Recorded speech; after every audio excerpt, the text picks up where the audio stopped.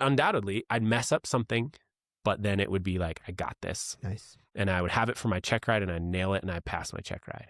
And so like, because I understand that that's your learning tool. Like I love feedback, and a lot of people don't like feedback because they get offended or whatever, but I also don't take it personal, but and feedback has to be true feedback. It's not just you suck. That's not feedback. If you say you suck and here's why, and here's how you fix it, I'll be like, okay, cool. Because that's how we rolled in the military. It was very like, you took the rank off after those flights and debriefs and like special warfare and stuff. Like rank comes off, whatever, rank comes off and you sit down and you'll be like, let me tell you why you suck and why you screwed this up. And then it would be like, okay. And everyone would own it. Everyone would own, because nobody's perfect. Everyone's screwing up something. They would own it. And then as soon as you walk out that door, rank comes back on, customs and courtesies. And you're like, okay.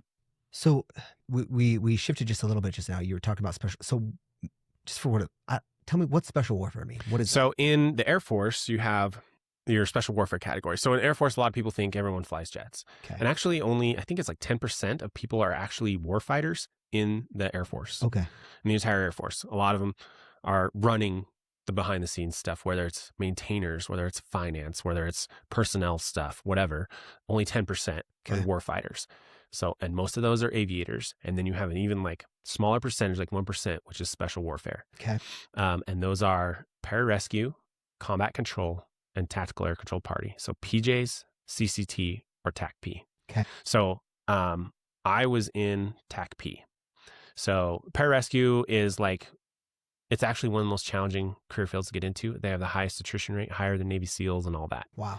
Because they do everything and they do it extremely well, and it's to rescue people, right? Combat controllers, their ideal thing, they're in special warfare, they do a lot, and so does TACP, but their ideal thing is to control aircraft in like austere airfields. So they could potentially like jump in with like some Rangers. Okay. The Rangers would secure the airfield, and then they would talk to the jets and bring in like some of those special op, C-130s to land and bring in and set up an airfield. But they also do a lot of other things. Oftentimes they do get what's called JTAC qualified, Joint Terminal Attack Controller qualified, so then they can do close air support. Okay. And they also do a lot of the running and gunning and everything. Then you have Tactical Air Control Party. Our primary mission is close air support. So we have the JTAC qualification, Joint Terminal Attack Controller, so that we can terminally control aircraft to drop weapons. Okay. So if you've ever seen the movie We Were Soldiers, I haven't seen it. No. Mel Gibson, and it's the movie about the Ien Drang Valley in Vietnam. Okay. And there's a portion when there's a dude on the radio and he's like, I want firepower on that mountain right now. And he's like, I got jets stacked up every 1,000 feet, and he's on the radio. Okay. That's kind of like what we do. It kind of stems from that. Okay. And so our primary mission again is on the radios, talking with the jets and putting bombs on target. Okay. And it's this whole thing, but we train to all these different modalities because we have to be able to go with whoever, right? So conventional forces, but also SEALs, Rangers, Green Berets, all of that. So we can go to all the different schools. We can go to Ranger School. We can go to Sniper School. We can go to Dive School. We go to Air Assault. We go to, like Jump School, like all the things, because you need to be able to integrate Can understand, sure. with any of the forces. Like we did horse packing. So like, have you ever seen the movie 12 Strong? Yeah. And they rode horses like into Afghanistan. Wild. Like we would train with horses. We had dirt bikes. We had side-by-sides. We had snowmobiles. We had ATVs. We had, we worked with helos. We worked with A10s. Cool. Worked with all these things, and man, it was a blast. And you worked with all these high-speed people doing this complex high-speed mission.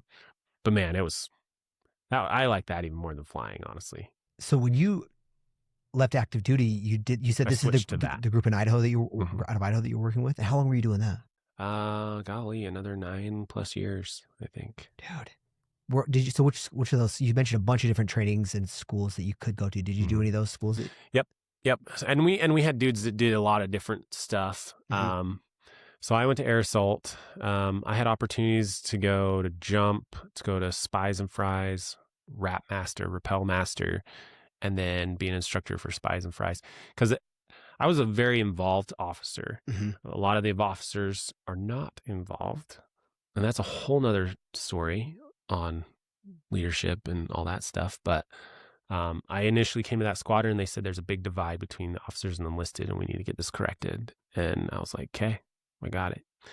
And it took years, but I kind of mended that divide. But I did that I was just involved with everything they did. I served them. I was with them. I built authentic relationships of trust. And so I was the officer that was always in the field with them. None of the other officers, well, I wouldn't say none, but they wouldn't come out very often. But I was there all the time. There's something to that, just like being with somebody, like Mhm. in an experience, right? Just even if you don't like whatever the value that you bring, like there's a lot of value that you can bring by literally just being with someone in a moment, right? Yep. I And think that's you build that authentic relationship of trust. And yeah, that's what you have to do as a leader. You have to, a lot of people think, oh, I just come in and I'm like, you just do what I say. But that's not the case, right? yeah, You have to have that relationship of trust because especially in a military and a life or death situation, like they have to be able to trust you yeah, that you are going to lead them and not screw them over. yeah.